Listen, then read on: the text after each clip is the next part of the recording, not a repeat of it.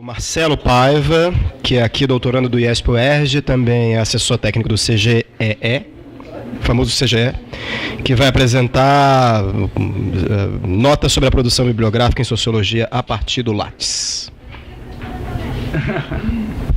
Boa tarde a todos. Eu trago aqui resultados bastante preliminares ainda de uma pesquisa em andamento, que diz respeito a uma certa gramática que é usada dentro do CGE também em relação a como tratar pesquisadores em algum tema, em alguma área disciplinar, partindo do pressuposto de que não devemos olhar apenas um grupo tão pequeno. Então, a gente busca não olhar, por exemplo, um campo de docentes permanentes, por exemplo. A gente tem uma palavra que é muito usada lá dentro, por exemplo, o termo estoque, né? Como que você constrói estoque de pesquisadores que podem ou não vir a lecionar e até mesmo lecionar doutores em áreas disciplinares, e principalmente quais são os pontos cegos, né? Onde que esses doutores vão parar e onde que eles são recebidos em outros programas. Então, não é esse. Esse aqui é isso. Primeiramente, é bom pontuar que essa pesquisa em sociologia, ela é uma demanda. Olhar para a sociologia e para as ciências humanas é uma demanda global, né? Recentemente a Universidade de Leiden fez um evento chamado GTM, que é Global Tech Minor, e lá a grande demanda foi sobre como observar as ciências humanas. Então é uma demanda global, além de uma demanda nacional. Pode passar. E trazer um pouquinho só que toda a apresentação ela é baseada numa tentativa de colocar como horizonte as ferramentas que estão sendo colocadas dentro do CGE, inclusive para a própria CAPES e para o próprio CNPq, que na verdade é a tentativa de construção de redes, tentando cada vez mais sair das redes disciplinares para se pensar redes temáticas. Então, como que você pode sair de um contorno de disciplina para pensar quais são os temas que estão dentro dessas disciplinas e como que eles convergem, até mesmo para você pensar ali desenho de interdisciplinaridade e de multidisciplinaridade. Aqui é uma ferramenta chamada InsightNet, e basicamente o que se faz, eles conseguiram pegar o banco de dados do Lattes e construir esse banco de dados do Lattes em uma grande lista de termos e de similaridade semântica, em que você vai aproximando termos curriculares para tentar encontrar clusters de temas que estão, na verdade, conversando entre si por uso recorrente de uma gramática que pode ser observada dentro do Lattes. Então, basicamente, por exemplo, aqui você joga uma taxonomia e essa taxonomia vai te responder onde que esses pesquisadores estão dentro do Lattes e com quem eles estão conversando. Pode passar, por favor. Aqui, por exemplo, infelizmente eu trago uma rede de uma outra área, né, porque na verdade são as redes que são preparadas lá dentro do CGE, por exemplo, com demanda da FINEP, com outras demandas também, tentando mostrar, por exemplo, onde que estão os pesquisadores que trabalham com uma coisa que é bem fronteiriça, que é a nanotecnologia com novos materiais.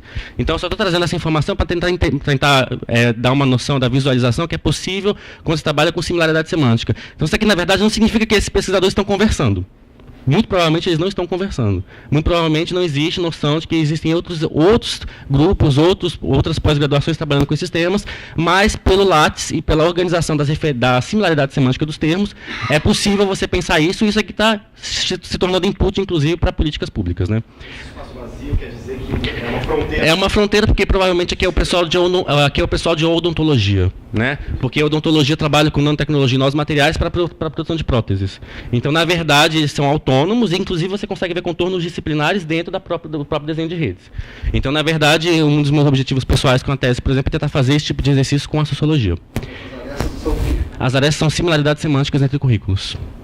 Então, quanto que um currículo parece com outro currículo em termos de... Tem uma lista de stop words, né, que são palavras que não dizem nada, e também são palavras que, na verdade, precisam pontuar globalmente para todo aquele grupo de pesquisadores e precisam pontuar bilateralmente, entre eu e um outro pesquisador, para que eles possam pontuar e ter uma aresta, de fato, com peso. É o currículo inteiro, com stop words. Tem um índice que a gente chama de TGF, TJF, uma coisa assim, não estou muito a par da metodologia específica, mas ela tem funcionado até para o desenho da pós recentemente, a pedido da CAPES, de qual é o futuro da pós-graduação no Brasil. Então, esse tipo de coisa é usada, é consumida por esses órgãos de financiamento, inclusive não só educacionais. Pode passar, por favor. Bom, aí agora, saindo um pouco das redes, né, tentando trazer um pouco mais da perspectiva que tem dentro de como que você constrói um banco de dados de estoque de pesquisadores em alguma disciplina. Por exemplo, eu me propus a fazer um desenho populacional do estoque de ciências de pesquisadores em sociologia. Então, muito dessa apresentação, na verdade, tem a ver com a unidade de análise ser o pesquisador. Em algum momento, a unidade de análise pode ser a orientação e a unidade de análise pode ser o artigo. pode ser as produções bibliográficas, mas nesse exato momento, para esse tipo de pesquisa, para essa etapa da pesquisa, a unidade de análise são os pesquisadores.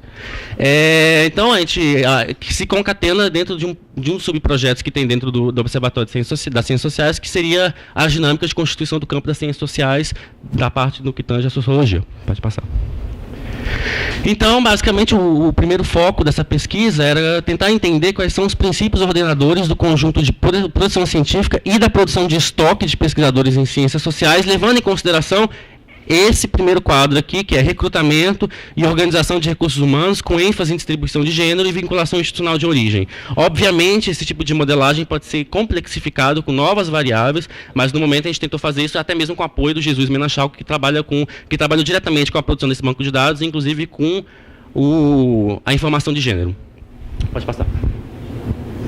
É sempre recomendado fazer esse tipo de autocrítica com relação ao Lattes, que são informações incompletas, informações erradas, também estão dentro do Lattes informações incompletas, informações erradas, o subjetivo é falta de informação e informação duplicata. Então, trabalhar com um banco de dados assim significa você gastar horas e dias tentando limpar. Recentemente tive um problema com acento, pesquisadores que têm acento no nome, pesquisadores que não têm acento no nome, então é sempre um desafio. A unidade de análise são os pesquisadores, os estratos populacionais que podem ser observados são os doutores e as doutoras e, em larga medida, os orientadores e as orientadoras, porque eles estão incluídos, de certa forma, dentro da população principal. E as noções mobilizadas é o quantitativo de formação, o que se diz em um termo técnico, estoque, e o percurso formativo, porque a ideia é observar o percurso formativo para você tentar entender os contornos de como que se constrói a pós-graduação e como que você consegue encontrar os egressos e como você pode observar também a conversão de novos doutores dentro de novas linhas temáticas, de novas disciplinas. Pode passar, por favor. Então, basicamente, primeiramente eu tentei observar quem atuava, quem declarava no Lattes que atuava em sociologia. Esse é o primeiro corte seco, que tinha que ser doutor também, doutor e doutora.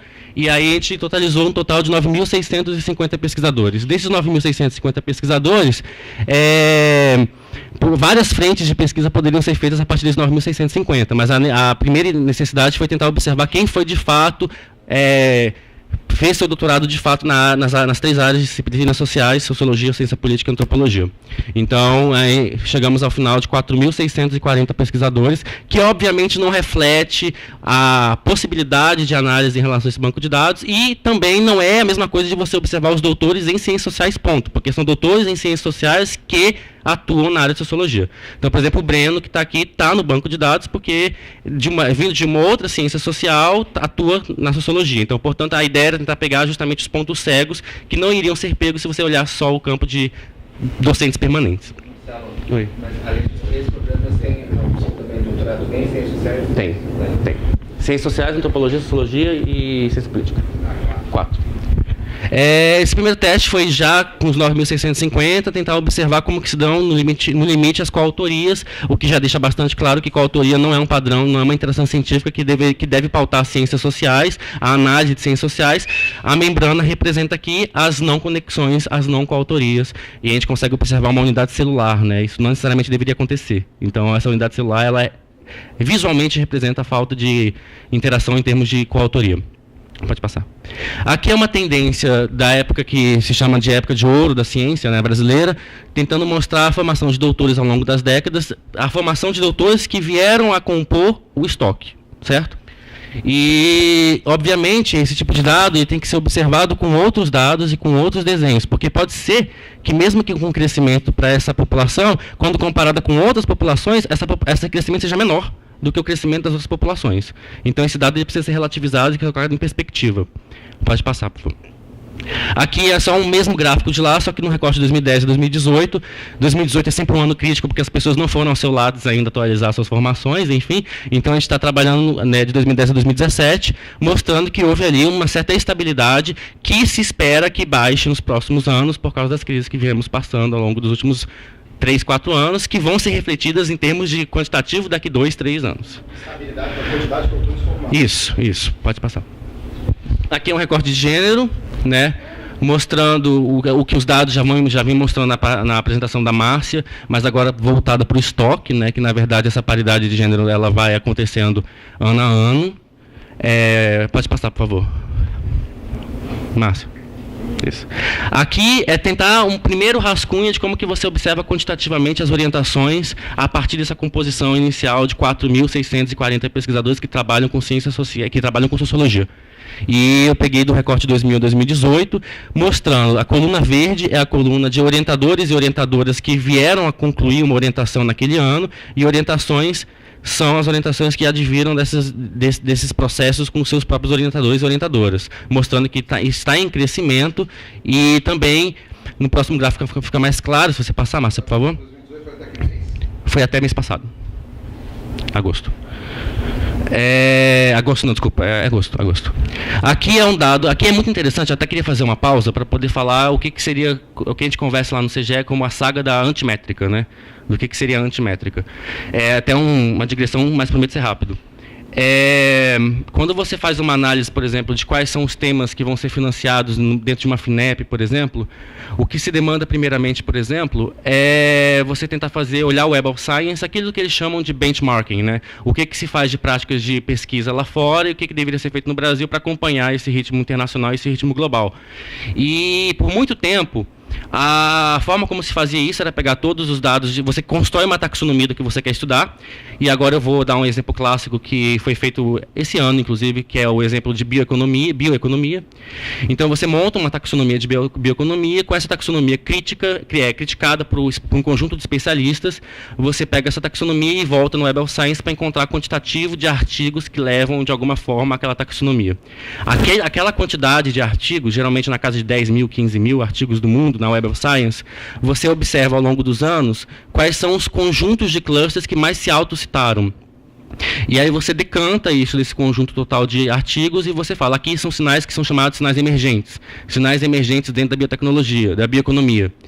E quando você pega esses sinais emergentes, você chama consultores, especialistas, para poder definir o que se trata, no final das contas, esse conjunto de citações. E aí, o parecer que é dado com relação a esse conjunto de citações pode vir a se tornar política pública em termos de editais, para que se possa fazer novas pesquisas e novas parcerias entre empresa e universidade, grupos de pesquisa, voltando para aquele tema, né? É o que se chama de estudos estratégicos. E na metodologia, qual é a métrica convencional? A métrica convencional é você pegar, usando as redes que eu mostrei aqui no começo, você pega os 40 mil artigos que deram ok para uma taxonomia dada e você elimina os artigos que não se parecem ao vocabulário que organiza aquela rede. Você simplesmente joga fora 20 mil artigos. Então você pega 20 mil artigos, aqueles 20 mil artigos se parecem, eles têm uma certa similaridade, aí você faz uma análise de internacionalização, você faz uma sequência sucessiva de análise com relação àquele conjunto de 20 mil artigos, e ali você chama consultores, e no final eles falam para você, isso aqui se trata sobre nanotubos de carbono, então nanotubos de carbono é uma tendência global que pode ser colocada como política educacional no Brasil. Só que a ideia da métrica, ela vai sempre fortalecer sinais emergentes. Sinais emergentes que, de certa forma, já emergiram. Sinais emergentes que, na verdade, quando você olha, quando você volta com a taxonomia no Web of Science, já estão presentes em outras instituições já muito consolidadamente. E a ideia dos sinais fracos, por exemplo, por que é uma antimétrica? Seria justamente não olhar para o que a gente analisou, mas olhar para o que jogamos fora. Então, olhando para o que jogamos fora, você perde a similaridade semântica, mas você tem 10 mil artigos que no começo, que tradicionalmente você não olha, e esses 10 mil artigos, na verdade, mostram taxonomias, eles te dão taxonomias de coisas tão irrelevantes, tão relevantes, de pesquisas que, na verdade, estão sendo feitas por universidades também relevantes, que simplesmente não são fruto de análise estratégica, porque elas não estão dentro de uma ótica de quantitativa, uma ótica de produtividade, uma ótica de similaridade por a consolidação de um vocabulário. E o exercício foi feito, na verdade, no CGE, e você descobre que nesses 10 mil artigos que foram jogados fora, se tratava de temas sobre biomassa, um certo tipo de biomassa que faria todo sentido no Brasil e que poderia... E quando você joga no Lattes, você observa que existem pesquisadores pesquisando sobre biomassa que, na verdade, estão no ponto cego da política educacional, e com esse tipo de antimétrica, no final das contas, você consegue fortalecer uma área de pesquisa que talvez passaria despercebido no sistema de financiamento. Então, a ideia, por exemplo, é que as próprias ciências humanas, as coordenações de ciências humanas, estão também criticando esse processo de consolidação das taxonomias. Pode passar, pô. Só um minuto, desculpa. Eu volto lá. A fecundidade, na verdade, é tentar pegar... Beleza, aqui é claro que se você olha só os orientadores, você já exclui quem não orientou. Quando você olha só os orientadores, é claro que o fôlego de um orientador, na média, seria orientar 1,5, 1,4 pesquisadores por ano. Mas isso aqui merece estratificação, uma série de estratificações, uma série de análises. E quando você joga isso para redes temáticas, você pode observar fecundidade por tema. E quando você observa a fecundidade por tema, você consegue observar, na verdade, aquilo que está se tornando procura dentro de pesquisas. Então, a ideia seria justamente o quê? Tentar observar isso dentro de um quadro maior temático e semântico.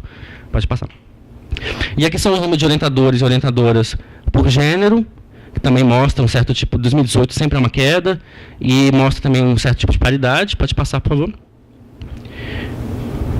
Pode passar. Pode pular isso. Esse aqui são as instituições que mais trouxeram doutores para participar dessa população que foi colocada desde o início, que é uma população de estoque de doutores em ciências sociais que alegaram trabalhar com sociologia, ou seja, é uma composição muito diferente de você observar realmente quem são os doutores em ciências sociais, porque aqui ainda tem um critério a mais que tem que falar que atua em sociologia. Aqui é possível observar também tendências que o João já tinha trago e tendências que a Márcia também mostrou, que são tendências de você pegar a Unicamp, a USP e a PUC de São Paulo, são os que mais apresentaram contribuições para esse estoque, seguida a UERJ, UNB e vai descendo para outras instituições. Pode passar, por favor. Aqui, a partir dos anos 2000 até 2018, o quanto que a Unicamp contribuiu para a formação desse estoque com pesquisadores doutores homens e pesquisadoras doutoras mulheres. Então, você vai observando que essa paridade, novamente, ela se mantém, mas você começa ali, já descendo um pouco o nível, descendo a granularidade, você consegue observar algumas tendências a formarem mais homens do que mulheres, como, por exemplo, é o caso da UFRGE, do Rio Grande do Sul, né, que mostra a maior, apesar de ser, no limite, próxima da média, já você começa a observar algumas tendências no nível institucional. Pode passar. Aqui já entrando um pouco mais na perspectiva do extrato, da Qualis, né, A1, A2 e B1, de quantos foram os pesquisadores desse estoque que publicaram na última avaliação quadrienal, mais o ano de 2017, porque o Jesus Menachalco conseguiu trazer esse ano também. E vai mostrar, 2017 há uma queda. A gente acredita que essa queda também se reflete à falta de ir lá no Lattes e você colocar lá as informações, apesar de já ser um pouco estranho, porque na verdade esse tipo de queda acontece em 2018. Né? Então há de se investigar melhor porque que houve uma queda comparativa com os outros anos. Está só mal desenhando, porque 695 não é muito. Não, sim, claro, mas há uma queda de 60, enfim, é necessário. Pode ser questão de atualização. Só um comentário. O Rogério Mugnani, ele disse que isso é uma coisa comum em todas as áreas. No último ano da avaliação, você tem um pico de registro e um pico de publicação. Depois as pessoas descansam e aí vai caindo. Anterior, no Galaxy 12, normalmente, quem com as últimas avaliações vê isso, né? Tem tendência de que o primeiro ano do quadriênio agora, de maneira diferente, mais baixo. Mais baixo. Tá. Pode passar, Márcia, por favor. Márcia, pode passar. Pode passar também. Pode passar. E é isso, é o início da pesquisa, há muito ainda que avançar e se investigar, mas a tendência era justamente observar uma população maior do que uma população apenas de docentes permanentes, enfim, tentando observar os pontos cegos e outras questões que ainda vão ser colocadas na pesquisa na continuidade. É isso, obrigado.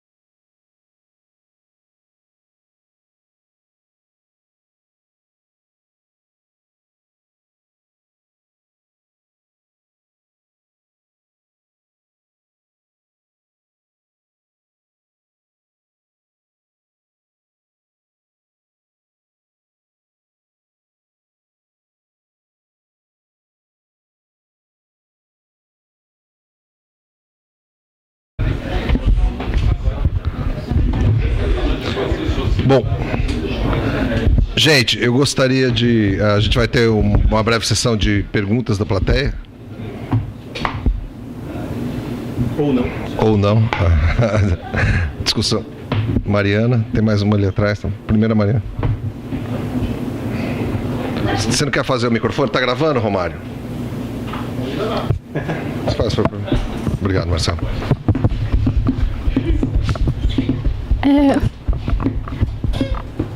Boa tarde. Boa tarde. Gostei muito, achei muito legal, assim. Acho que é muito interessante. E eu tenho uma pergunta, e talvez seja uma dica, dependendo da resposta. Que na minha dissertação, eu fiz mais ou menos isso. Então, na hora que você perguntou assim, mas só que eu fiz escolhi revistas de um determinado tema e me concentrei em quem publicava nessas revistas e quais eram as referências utilizadas. E além do gênero, eu não olhei raça, porque eu tive muita dificuldade até nessa heteroidentificação e tudo mais, mas eu estava me atentando também para a nacionalidade.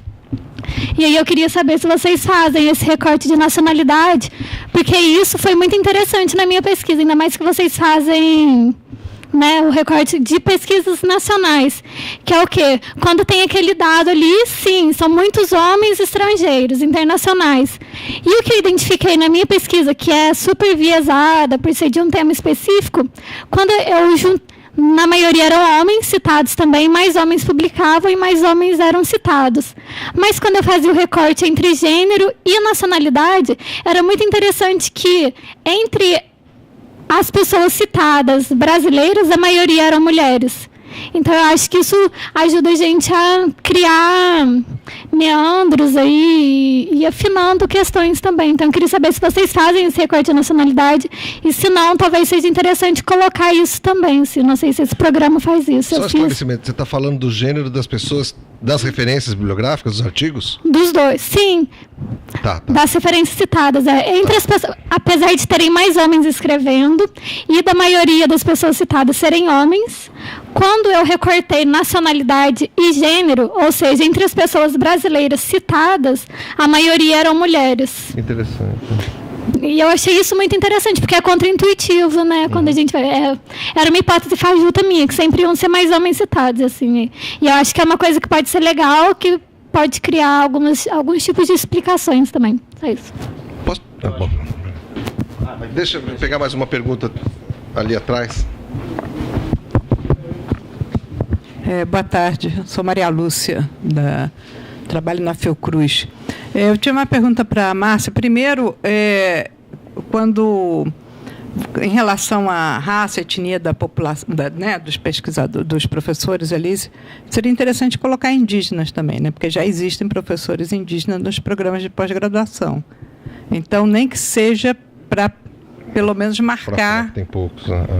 Né, a identidade básica dessas pessoas, não botar em outros, né, que, enfim. A segunda questão que eu acho que seria interessante, eu não sei em que medida se pode obter esses dados, né, pela plataforma Sucupira, enfim, é a coordenação dos programas, né, cargos, porque isso é uma da velha questão dentro, né, dos estudos de gênero e tudo, não só a quantidade, né, de mulheres e homens, mas a posição em que eles ocupam, né? Então, seria interessante também ver, historicamente, pegar um período aí, a coordenação dos programas ficou na mão de quem, né? Tanto do ponto de vista de gênero quanto de raça e etnia. Mais alguma pergunta?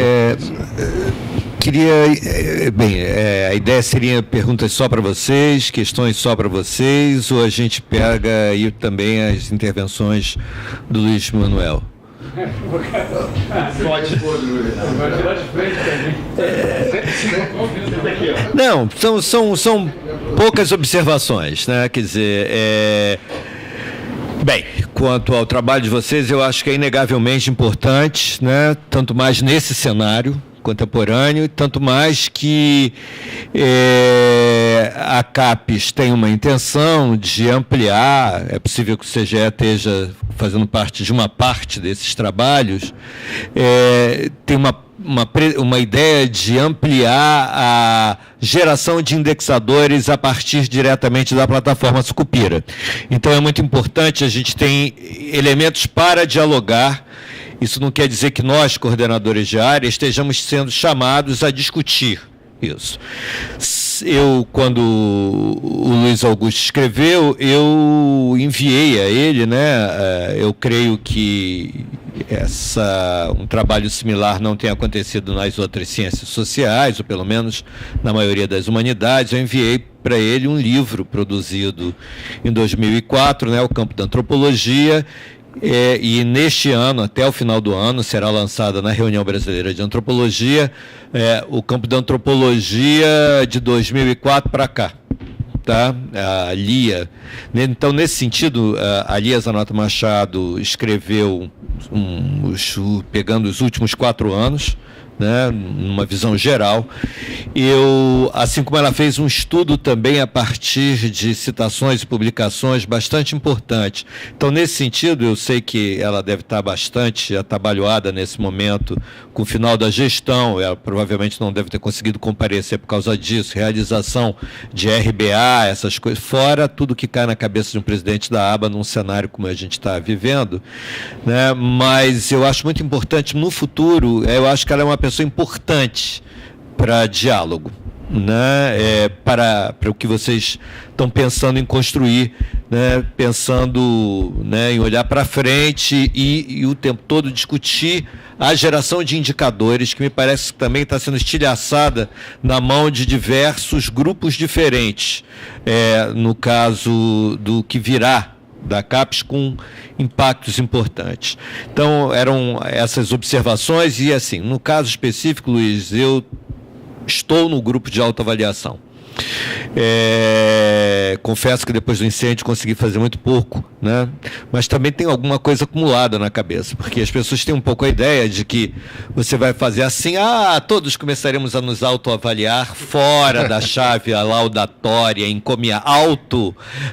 auto-emulativa e encomiástica. Gente, não é isso, não é assim que funciona, né? Nós fomos treinados a escrever nessas partes exatamente isso, porque só maluco no Brasil escreve algo fazendo uma análise sincericida, para usar uma palavra que circula por aí, né? Então vamos mudar uma cultura.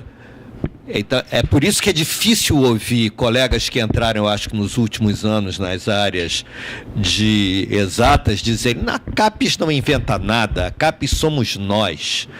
Gente, a CAPES inventou milhares de coisas por normativas, tempo médio de... Eu era coordenador quando se inventou tempo médio de titulação, era a presidência de Eunice Durant, se não me engano, entendeu?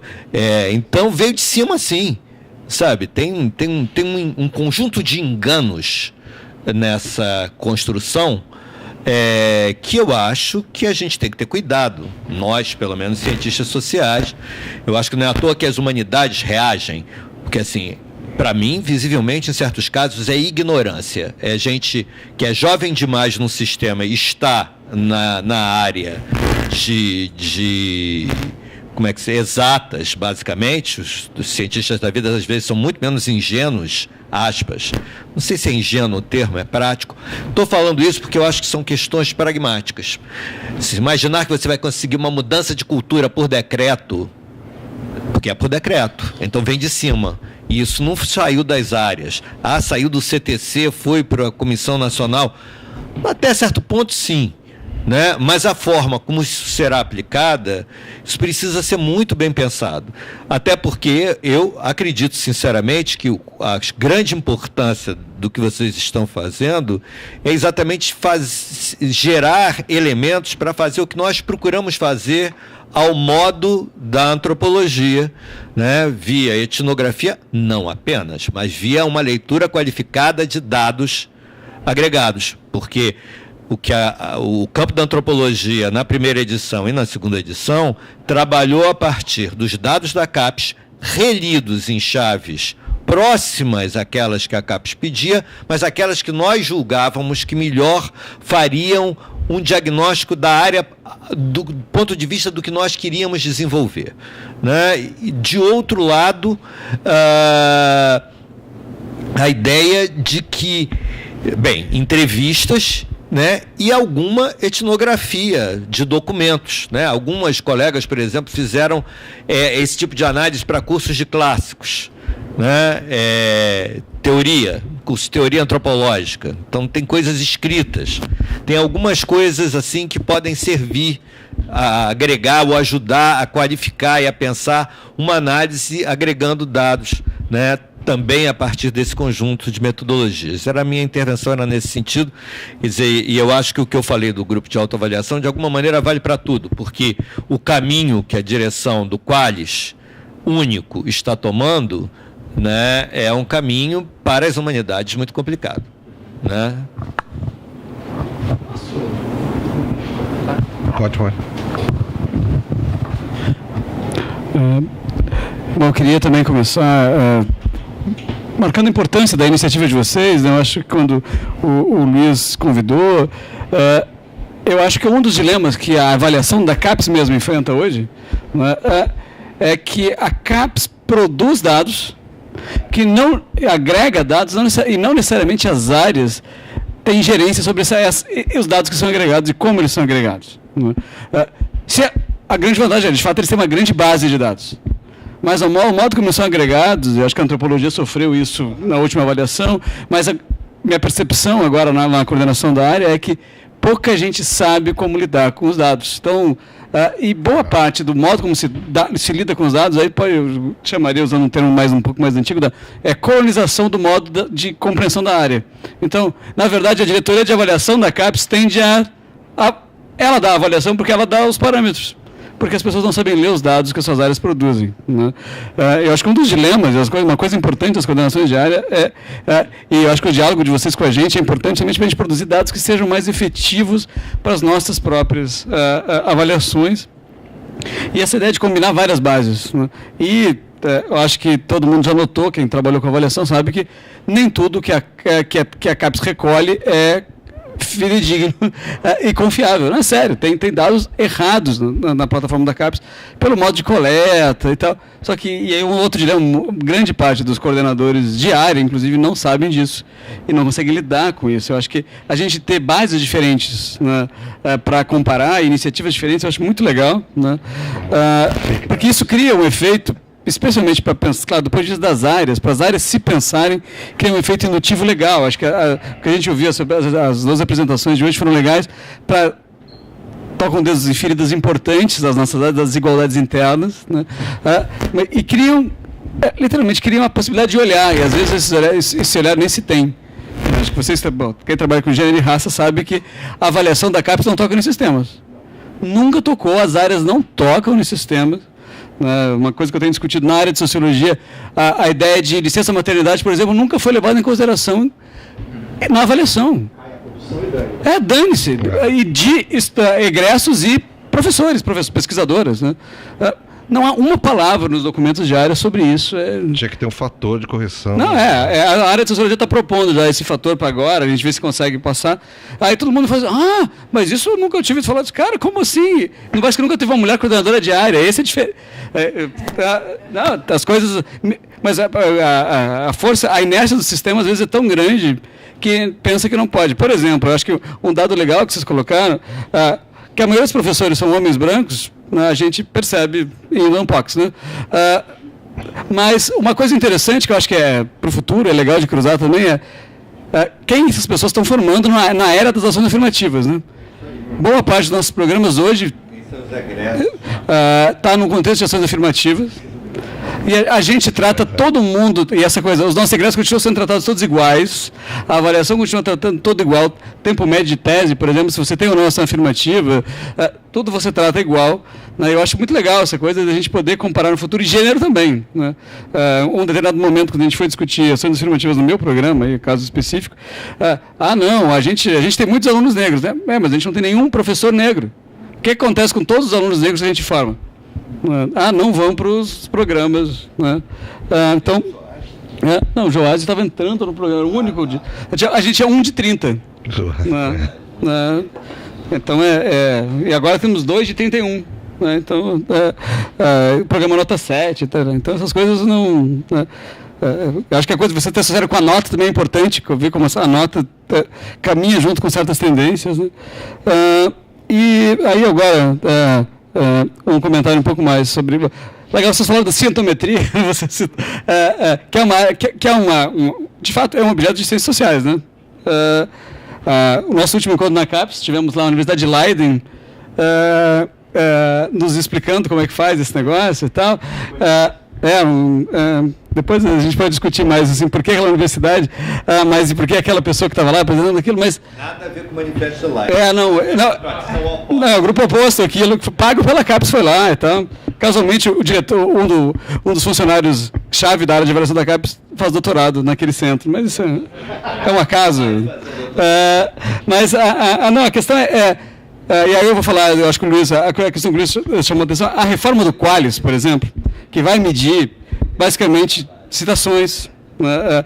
E é legal a ideia das citações cruzadas de vocês, e autores, e não só revistas e tal, porque um dos dilemas é a área, a cientometria do Qualis, por exemplo, agora está sendo feita pela biodiversidade, com nenhuma voz de ciências humanas, nenhuma. Uau. Né? E isso tem características muito específicas. Estava brincando com o Breno aqui, que editou a Dados há muito tempo e tal, né? A Dados, que é uma revista que sempre tem um fator de impacto muito bom no Brasil, seria assim, no novo esquema deles, B3. E seria a de mais alto impacto. Só que quando você comparasse com a biologia, porque essa coisa de como é que foi usada a ideia que o Luiz colocou, é interessante, né? Você não pode ter avaliações díspares, o Adriano estava lá na reunião, né? Não pode ter avaliações díspares, então você unifica tudo pelo quê? Pelo fator de impacto. Né? E aí, a diretora de avaliação, minha colega lá da universidade, inclusive, chamou de dizer, não, uma revista ela é boa porque ela é boa. E por que ela é boa? Porque ela tem citação. Né? E aí, e eu acho que a gente tem estudos muito bons que não aparecem nos debates contemporâneos da CAPES, de cientometria, sobre fator de impacto e outras coisas que não estão sendo levados em conta. A gente, na verdade, está trabalhando aí com a colonização das áreas muito a reboque da área de, na verdade, um colega da área de biodiversidade, que ele é o GT, aparentemente. Né? Porque as duas outras pessoas do GT que estavam na reunião não eram, disseram que aquilo era a ideia dele, ninguém discutiu coletivamente essa ideia. Então eu acho uma coisa interessante para a gente pensar. E a importância do observatório, principalmente para a gente ter informações qualificadas, né, sobre o que as revistas. E aí, um fato, aí eu não sou muito otimista com o nacionalismo metodológico e tal, mas a ideia de que ciências sociais e nação fazem algum sentido. Né, e de revistas, como a gente pensar e justificar em termos qualificados a importância de publicações nacionais que nesse sistema até agora na discussão da CAPES não entrariam, porque elas, na verdade, não sei se o Adriano e o Antônio estavam lá, né? Isso aí é só para encher linguiça, foi o argumento que o cara usou, né? Que elas aparecem lá só para criar volume, e aí você pode ter uns distâncias maiores e tal. Apesar de uma extensa discussão, ele acabou dizendo que não tinha havido nenhum argumento substantivo. Eu estou chamando atenção sobre a ideia de a gente criar bons argumentos, né? Uma desmontagem da própria lógica matemática feita por um matemático que começou dizendo que se sentia muito à vontade porque ele era um ponto fora da curva para cima. Era uma área internacionalizada, era uma área que estava acima da biodiversidade, das biologias. Ele podia detonar. Ele poderia. Ele detonou a argumentação e montagem da lógica do cara e o cara saiu dizendo. Para vocês terem uma ideia, a matemática e as ciências sociais estavam juntas. E perderam. Uau. Junto com as outras equipes.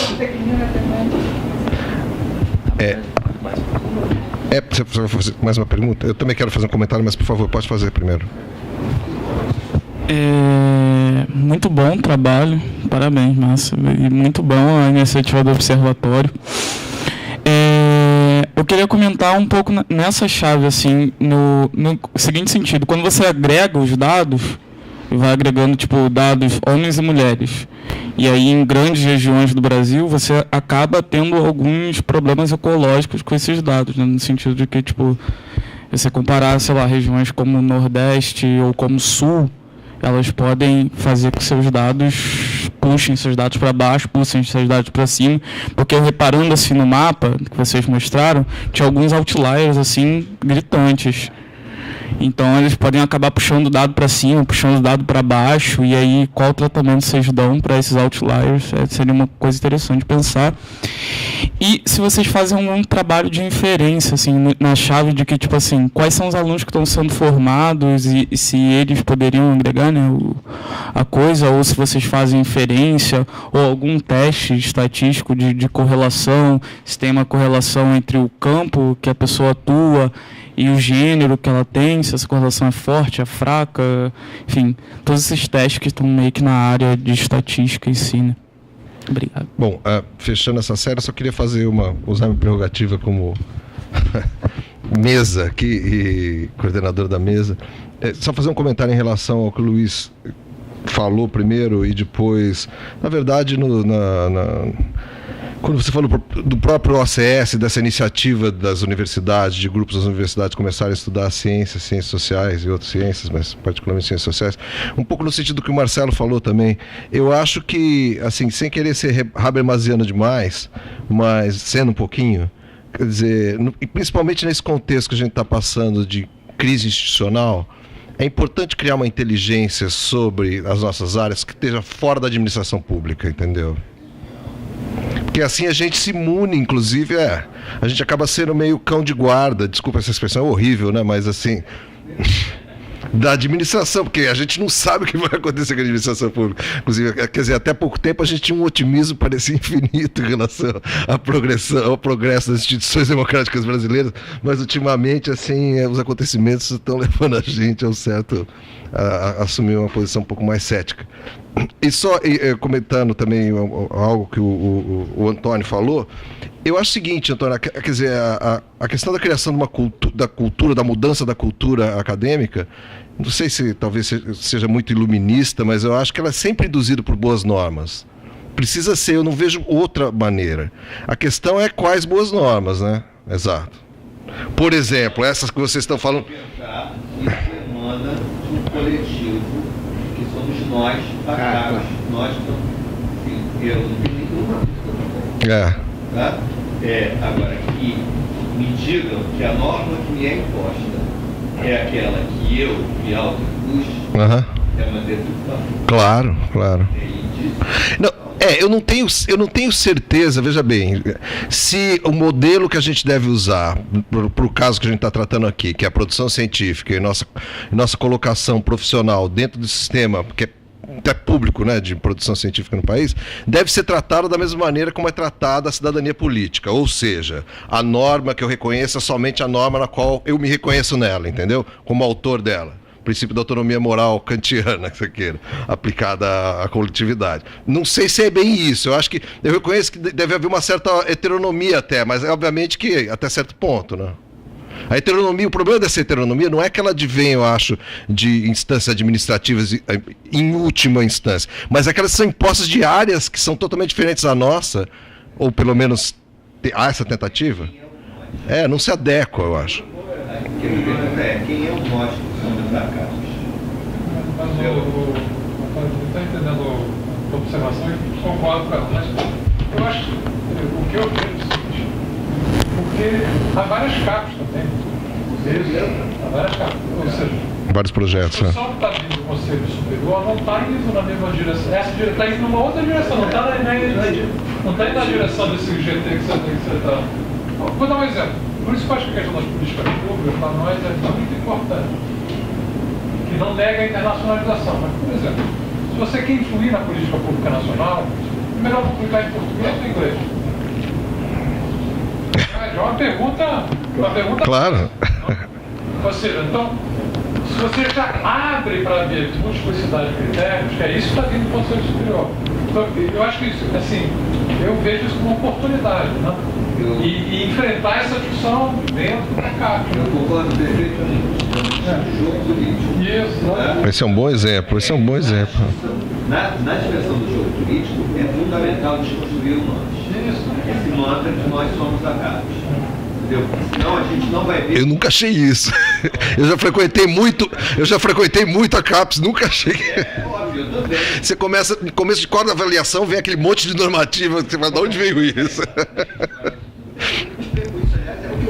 Antropologia. Agora, afinal de contas, é uma questão de calibrar a discussão, porque do contrário, tem muitos colegas que compram de uma vez. Não estou falando ingênuo. Por exemplo, essa história do Vale, muita gente do Colégio de Humanidades, naquele dia, não tinha entendido que era disso que se tratava até a hora que a gente fez uma reunião fora e se decupou a reunião. Estava entendendo que era cada área ia estabelecer qual era a pontuação dos seus periódicos, etc. Completamente, entendeu? Então, assim, também para que tudo aquilo que vem de cima, tá? Tudo aquilo que está naquele documento do início desse ano. Vai ser o único? Que já está em diálogo. Este grupo também estava em diálogo com essas iniciativas prévias. Então, para isto ser transformado em indicadores de outra natureza, e por isso eu acho tão importante o que vocês estão fazendo, né, não custa. Porque a gente pode perfeitamente perder o jogo.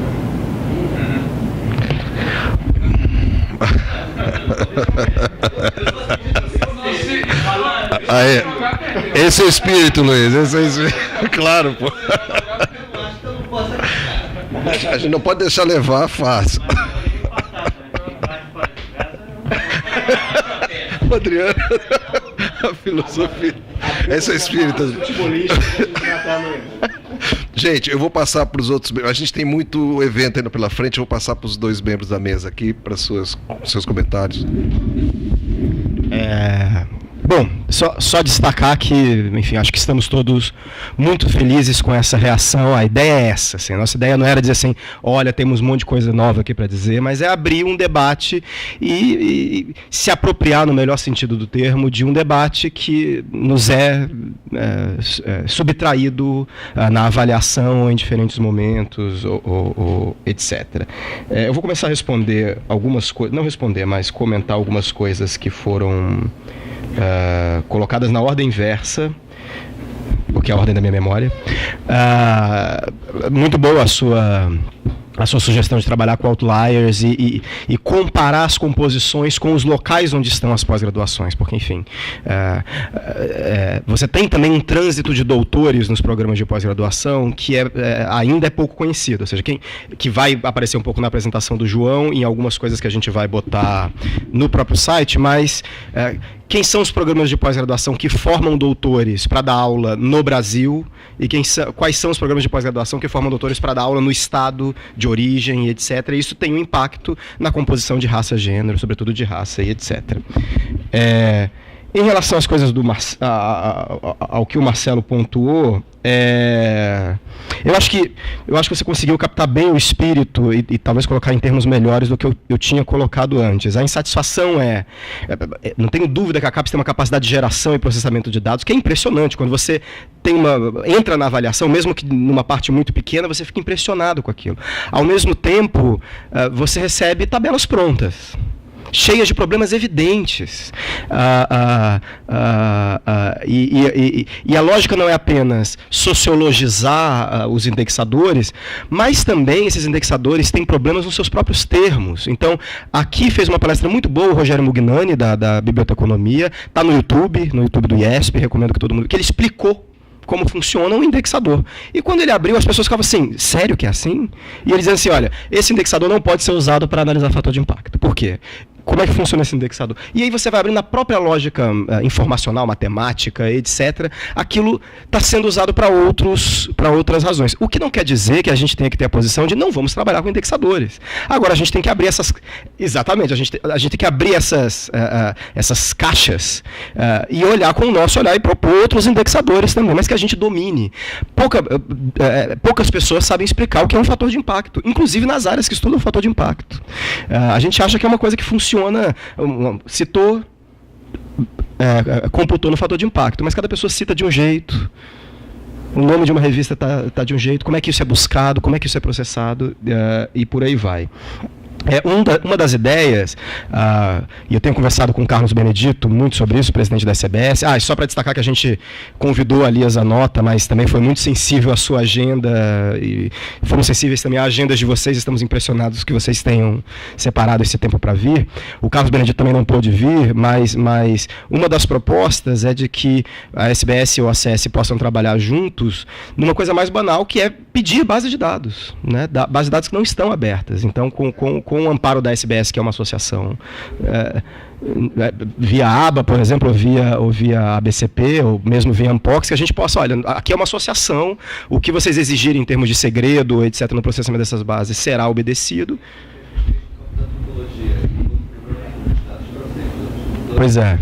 Que legal. Que bom, bom saber. Muito entusiasmo, porque eles tinham, assim, tem uma parte dos técnicos, sinceramente, muito interessados em melhorar. Claro. Um trabalho inteligente.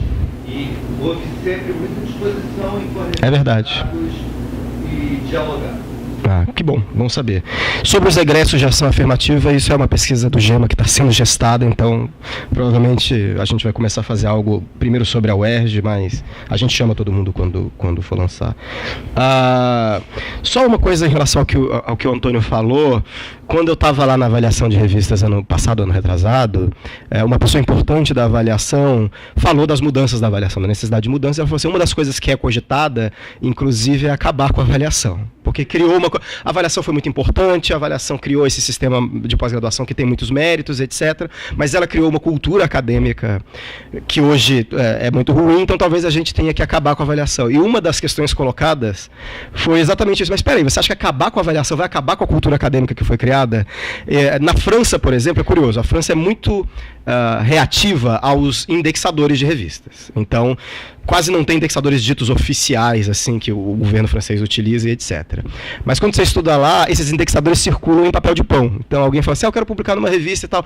Não, eu tenho uma lista que foi feita aqui por uma organização e passa para você. Ou seja, os indexadores existem.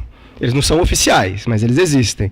Eu imagino que se a avaliação, agora, por exemplo, se alguém chegar e disser, não, já deu, acabar, a gente vai continuar usando os indexadores no papel de pão. Então, assim, não, aquela revista, ou seja, você acaba a avaliação e torna ela quase eterna porque ela acabou. É curioso isso. Então, acho que a gente também tem que pensar, isso também é um problema eminentemente sociológico, antropológico, etc. Como é que você produz uma nova orientação de cultura acadêmica? É com normas, não tenho dúvida, mas também tem muita coisa entre a norma e essa mudança, né, que você tem que preencher esse gap. Agora, um pouco mais sobre a pesquisa em si. O que acontece em relação aos professores indígenas?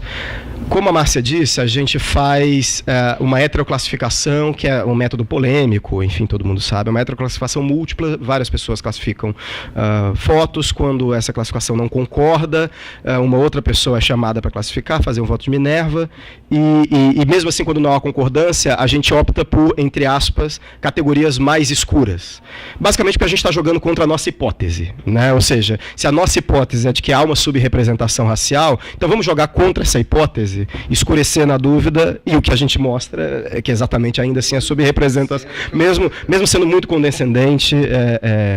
Só que esse método coloca um problema em relação à classificação de indígenas.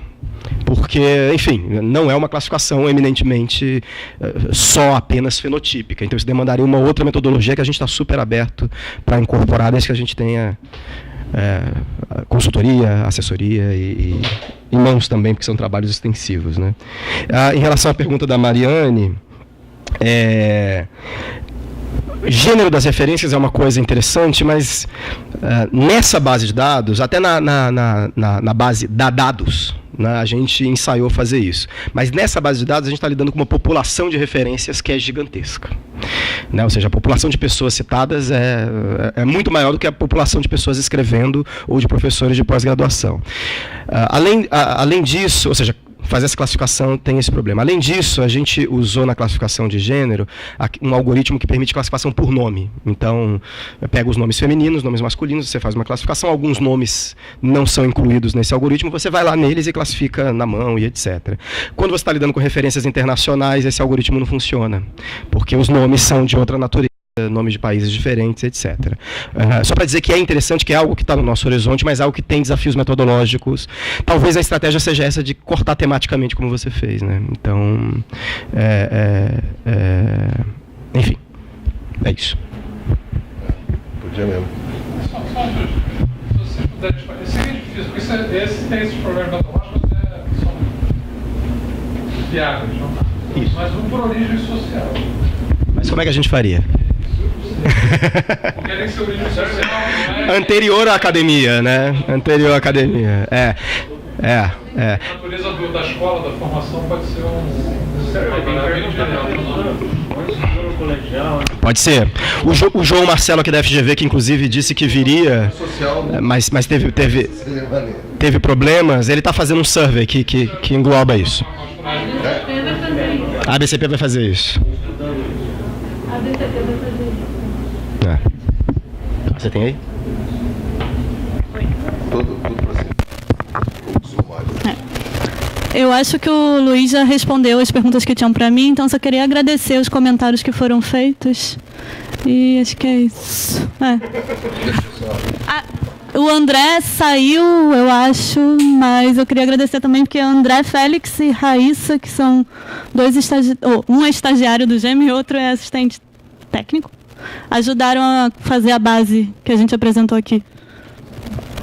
Bom, agora eu gostaria de convidar vocês a um pequeno coffee break que tem logo ali na saída e para a segunda sessão da conferência do congresso, seminário, perdão. E logo após a gente vai ter um coquetel, ou seja, tá? Obrigado. 15 minutinhos, tá? Exatamente.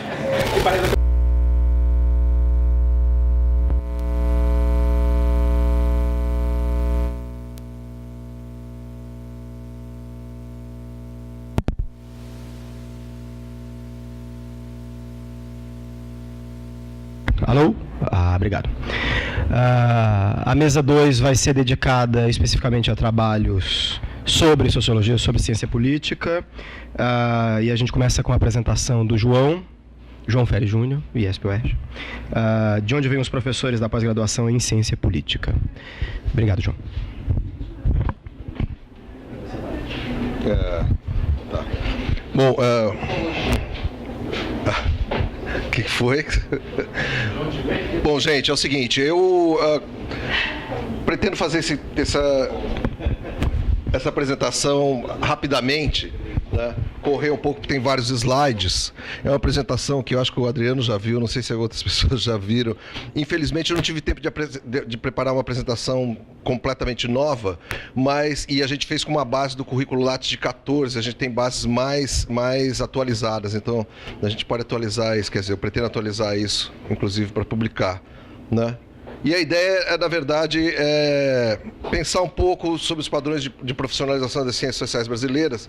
Como é trabalho acadêmico, então é sempre parte de um debate acadêmico, ou seja, porque existe, uma das coisas positivas que existe hoje no Brasil, nessa área de estudo das ciências sociais, é que os trabalhos acadêmicos de reflexão sobre isso, não é só produção quantitativa, não. Os trabalhos acadêmicos de reflexão, eles estão realmente se multiplicando bastante. Então já tem, vamos dizer assim, um tesouro crítico. E eu acho bem interessante partir disso para poder estabelecer uma discussão que esteja um pouco além de simplesmente mostrar a tabela após tabela, né? Bom, então é isso, né? Tem duas teses principais sobre a consolidação da ciência política nessa literatura, né?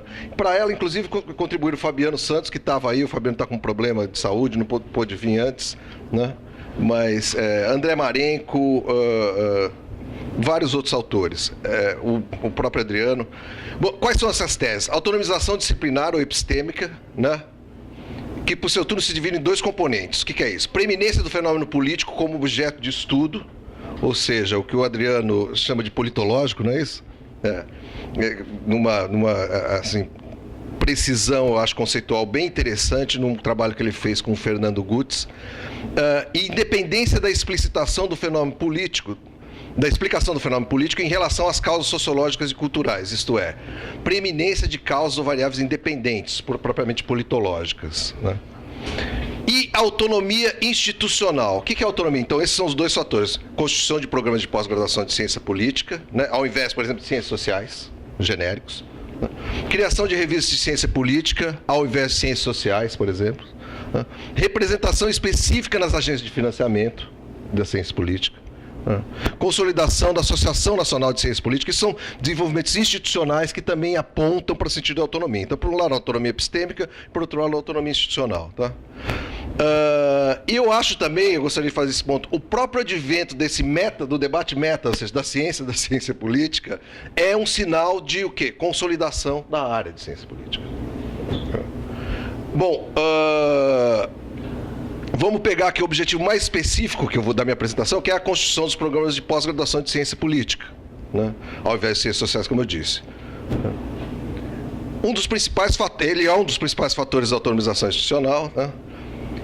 Um dos principais efeitos da existência dos programas de pós-graduação, dentro dessa coisa da consolidação dos programas, da consolidação institucional de programas de ciência política, é a formação de professores doutores. Me parece ser um argumento bem forte. Os programas de pós-graduação garantem a formação de professores para os próprios programas e para outros programas novos que surjam, né? A ciência política, assim, não depende mais do influxo de doutores de outras áreas, como, por exemplo, historicamente dependeu do direito, ou mesmo das ciências sociais, para sua formação, né?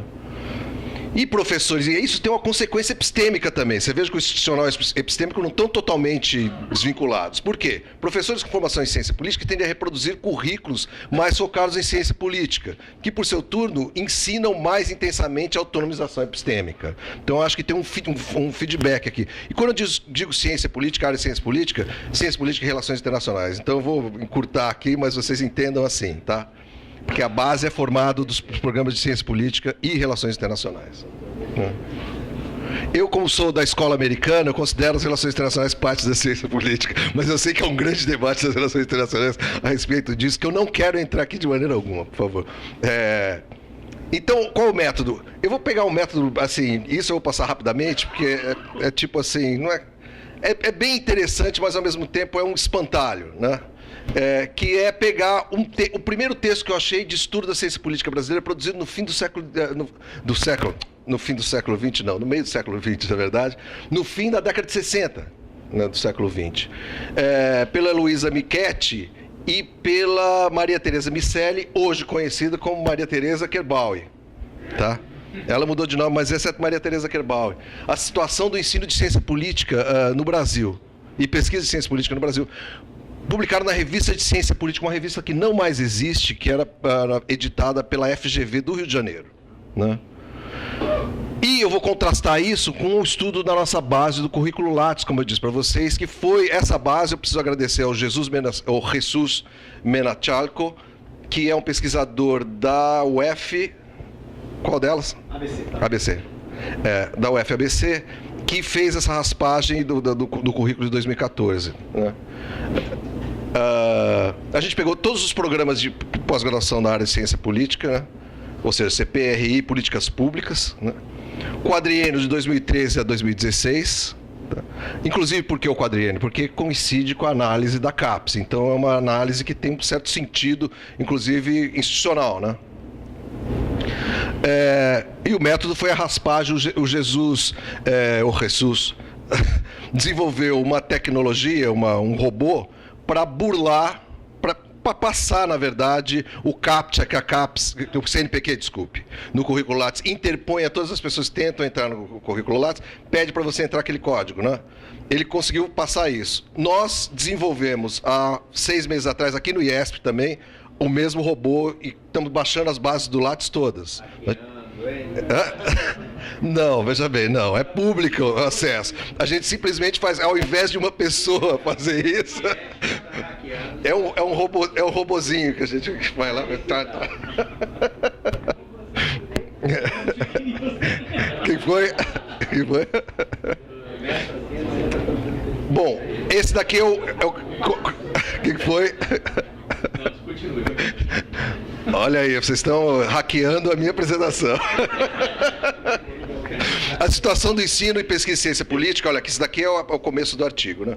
Olha, a Associação Brasileira de Ciência Política, que eu nem sabia que houve uma Associação Brasileira de Ciência Política no final da década de 60, que também acabou, foi criada de novo, acabou e foi criada de novo, não é isso? A que a gente tem hoje em dia é a 3ª edição. É verdade. Fundada em 67, tem o objetivo de estimular esse estudo. Gente, esse estudo é um estudo comissionado pela Associação Brasileira de Ciência Política da época, tá? Bom, o que ela achou? Vamos começar pelo dado de gênero, porque é uma das primeiras coisas que as duas fazem. Não coincidentemente são mulheres. Você vê que faz diferença essas coisas. Duvido que se fossem homens escrevendo, eles se preocupariam com a questão de gênero, né? Na época já, fim da década de 60. Como foi observado anteriormente, a proporção... E como elas fizeram? Qual a metodologia? Mandaram por carta, como usual na época, um survey para pessoas de várias instituições de ensino superior em humanidades, para se identificarem como cientistas políticos. E eles só computaram aqueles que se identificam como cientistas políticos, fizeram desse survey, mandaram, vocês vão ver aqui estão os números, na verdade, né? A proporção de resposta ficou entre 20% e 25% somente, do total remetido. Assim, sendo dos 169 questionários enviados, conseguimos obter 46 entrevistas, 40 entrevistas são do sexo feminino, masculino, 6 do sexo feminino, né? 13% do total.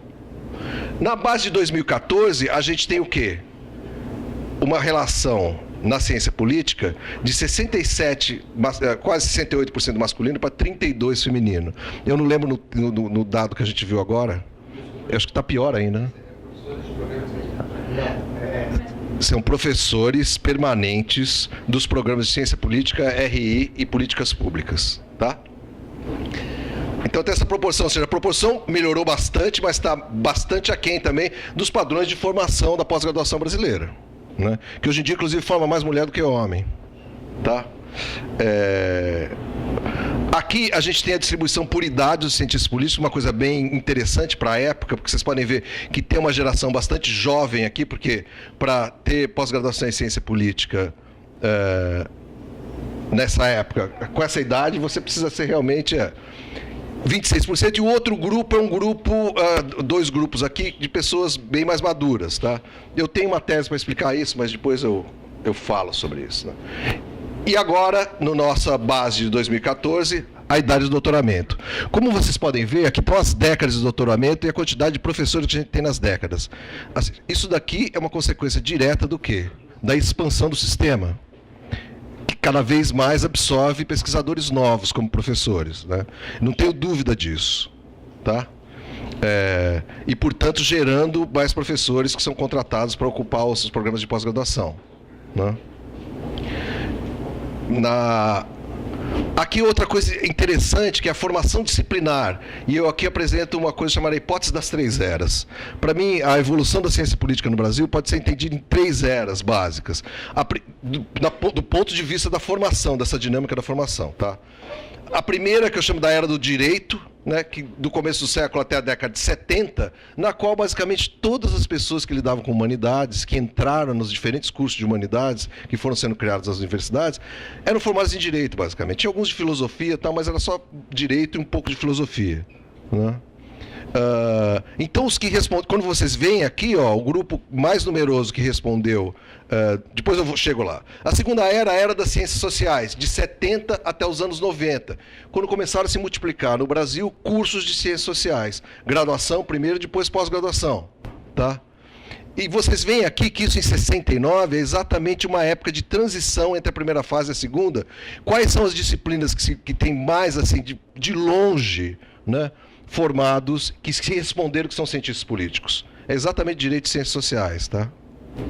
E depois a era da ciência política, que é do começo dos anos 2000 até o presente, quando você tem uma proliferação de programas de pós-graduação em ciência política, e mestrado e doutorado, inclusive começando com graduação também, mais recentemente, tá? Que é mais um sinal de autonomização. Opa, isso aqui dá. Formação disciplinar.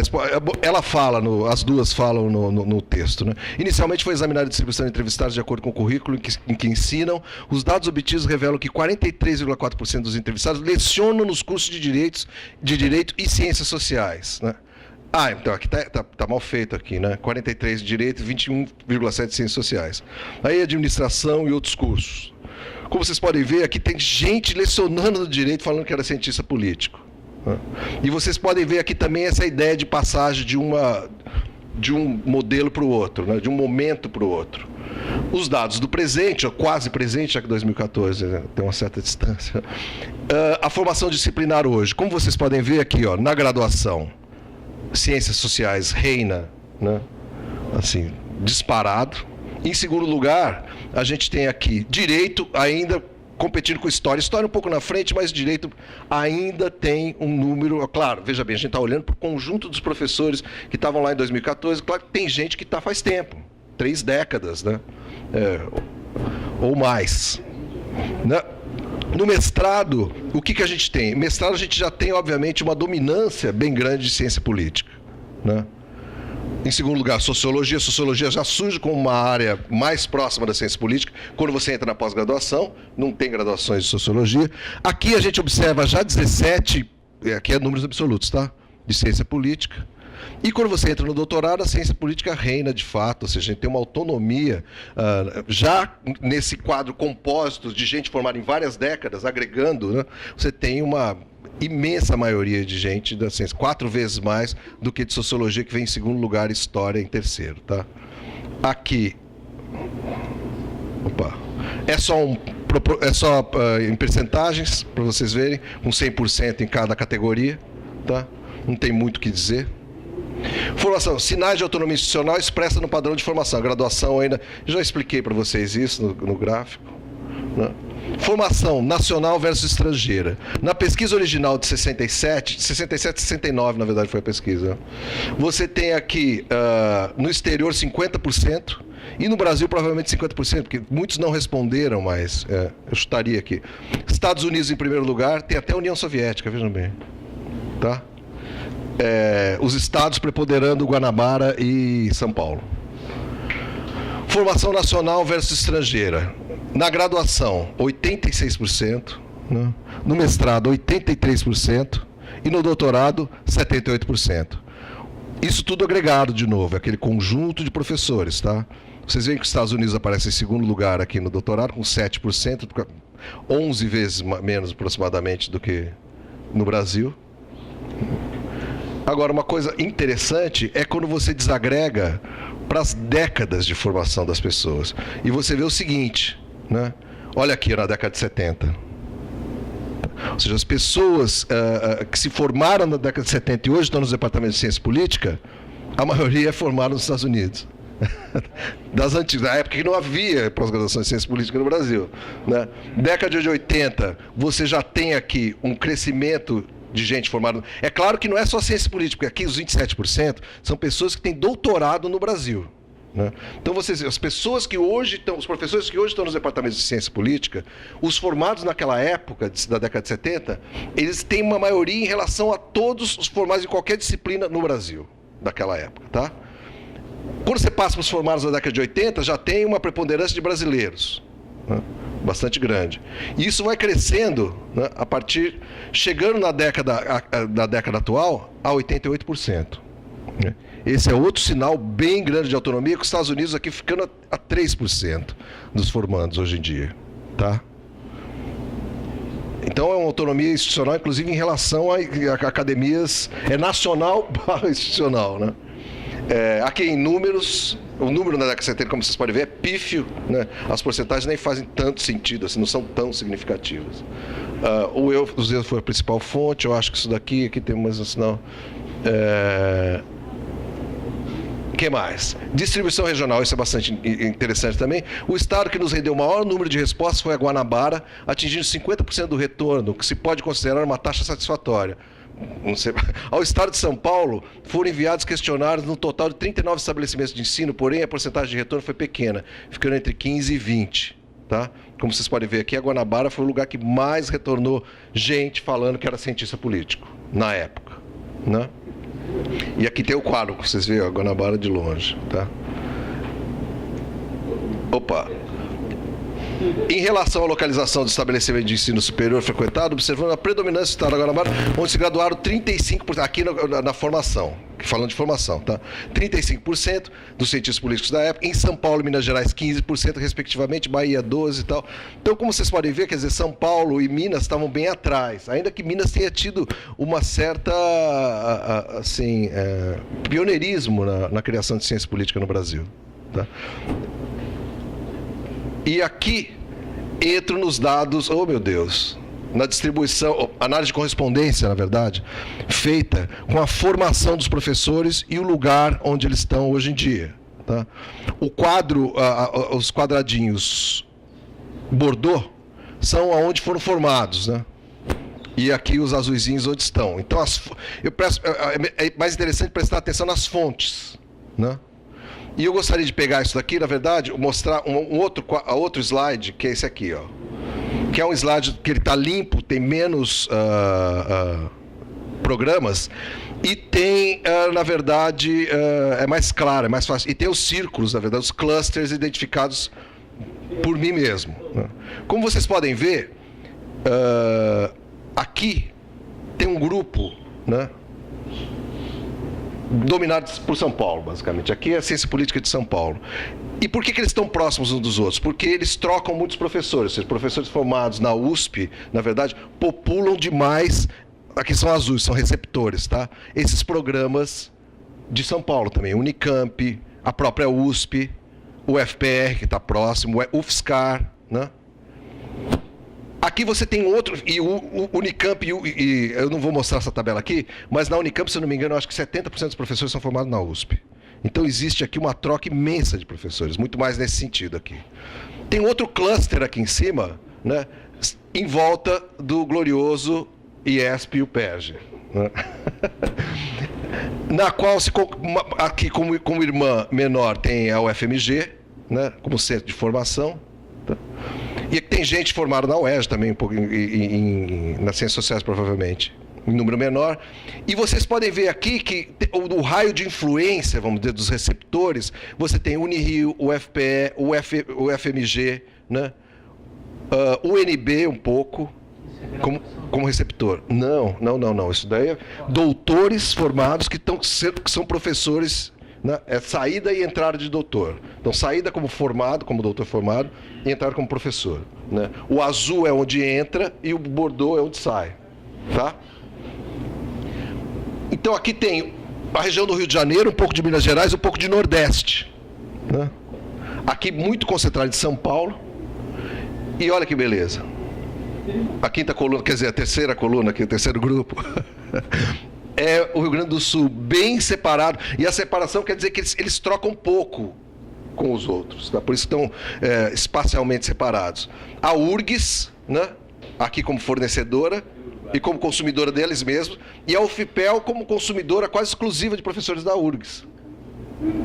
Né? Olha que interessante isso. O que a gente intuitivamente sabe, né? Assim, E a UNB, dá uma olhada que legal, ela fica meio que no centro geográfico da coisa.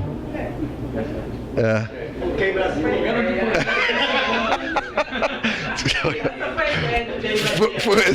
Foi uma projeção da geografia. Olha, Cristian. O meio vai sozinho, né? Só isolado.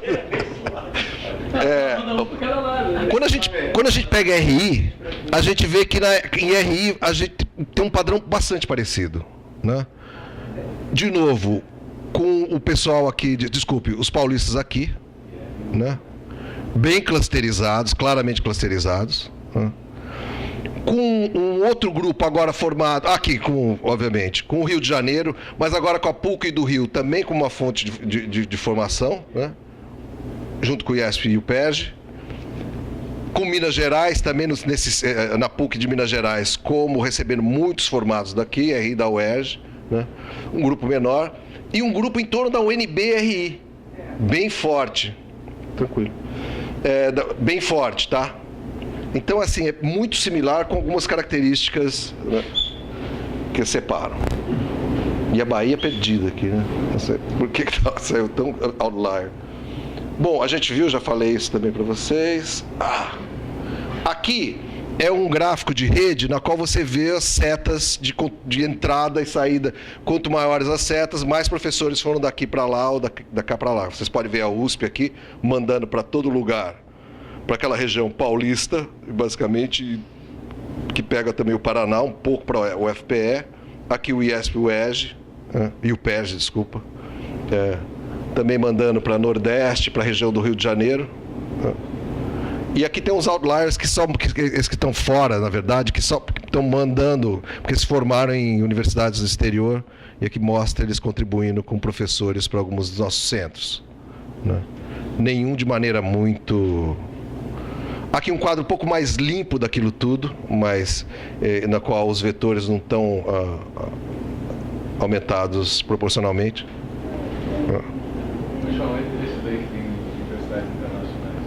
Então, tem um professor aqui da Unicamp, um ou dois, talvez um só, formado em Stanford, outro em Chicago, tá? Peraí, não. Esse daqui eu acho que é repetido. E outra, última coisa... não, isso daqui é receptor, né? É entrada. Aqui são as entradas, na verdade.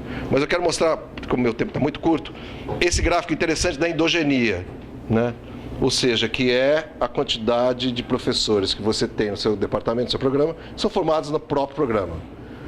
USP campeã mundial com mais de 70%. Mais de 70%. Né?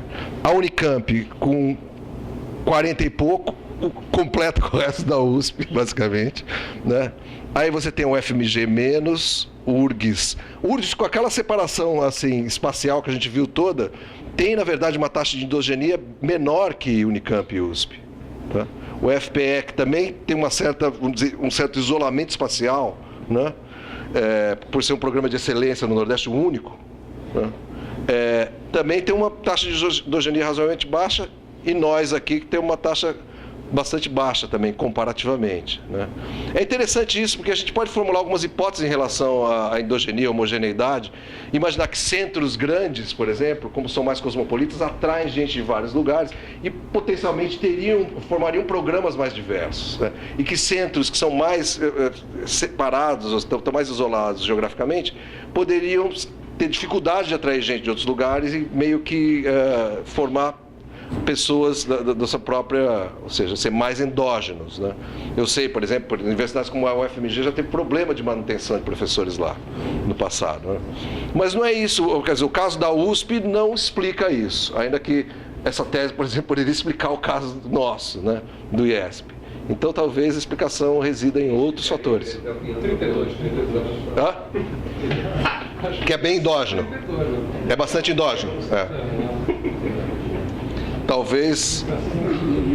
Bom, conclusões. Os padrões de formação profissional da CP brasileira, medidos pelos dados da sua pós-graduação, revelam um crescente grau de amadurecimento. Verificamos alto grau de autonomização na formação de quadros nos níveis de pós-graduação, mestrado e doutorado, em relação a outras disciplinas, como as ciências sociais, o direito e a sociologia. Quer dizer, na ciência política mesmo. A ciência política brasileira mostrou também autonomia de capacidade de formação de quadros em relação a instituições estrangeiras, que nos primeiros anos tiveram um papel relevante nessa área. A distribuição regional traz fortes sinais de dependência de trajetória, com os centros fundadores ainda exercendo um papel principal na formação de quadros. E agora eu tenho assim um presentinho de fim de apresentação, que eu adicionei, com a graça do Luiz, que produziu esses gráficos de rede, não sei se foi o Marcelo, com a sociologia. E olha como que é o quadro da sociologia. Oh, meu Deus, passou rápido. É aqui, né? Vocês podem reparar que o quadro da sociologia não é muito dissimilar da ciência política. Ou seja, você tem um centro com USP e Unicamp de novo, grandão, né? Tem outro, aqui está, na verdade, a técnica foi um pouco diferente, colorizou os clusters diferentemente, tá? Então ela tentou identificar cluster, aqui é um cluster paulista, né? Isso você pede para o software identificar automaticamente, não é isso, Marcelo? Você não precisa atribuir a ele. E ele de fato identificou esse cluster paulista, né? PUC de São Paulo, tal, UEL, Paraná, São Paulo, né? A Vera província de São Paulo. Quinta Comarca. É Quinta Comarca, Paraná, né? Aqui o IUPERJ ESP, tá? Com a UFRJ maior, inclusive, já produziu mais doutores, né? E aqui de novo a URGS meio outlier, né, com o pessoal do Unicinos, PUC Rio Grande do Sul, né, UFPEL, de novo com um centro avançado aí realmente mais distante, né, desses dois clusters sudestinos aqui, tá? E tem um outro cluster aqui que eu não saberia explicar, eu preciso ainda me debruçar sobre essas... É Nordeste aqui, né? Tá? Bom, gente, era isso que eu tinha apresentado. Obrigado.